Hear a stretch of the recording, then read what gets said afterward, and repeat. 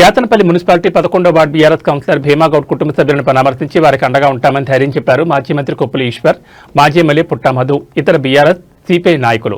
కాంగ్రెస్ పార్టీలో చేరడం లేదని, కుటుంబం లేకుండా అంతు చూస్తామని, ఇల్లు కూలగొడతామని భీమాగౌడ్ను బెదిరించిన మంత్రి వివేక్ అనుచరులు నిన్న ఎలాంటి నోటీసులు ఇవ్వకుండా ఇంటి కాంపౌండ్ వాల్ కూలగొడతామని బెదిరించి ఫెన్సింగ్ తొలగించారు సింగరేణి అధికారులు.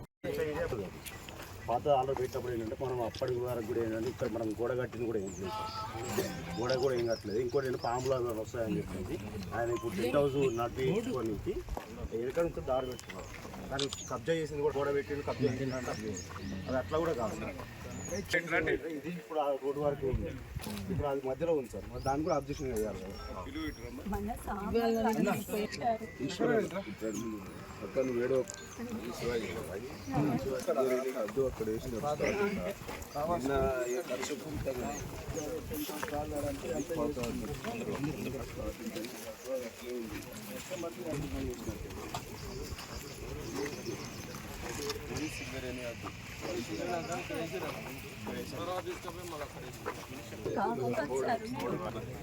అందరు గబగా లోపలికి వచ్చేసి టేబుల్స్, కుర్చీలు, టెంట్లు అన్నీ చింపారు. మొత్తం ఇష్టం ఉన్నట్టు స్టాండ్లన్నీ పడేసారు, బల్లలన్నీ ఇరుకొట్టిరు.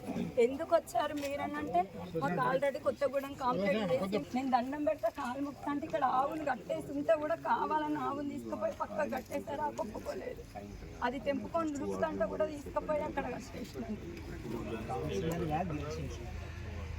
అక్కడే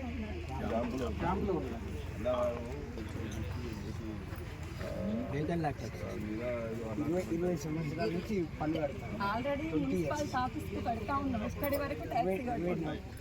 ఓపెన్ ల్యాండ్ కూడా ట్యాక్సీ పట్టా ఉందా అన్న?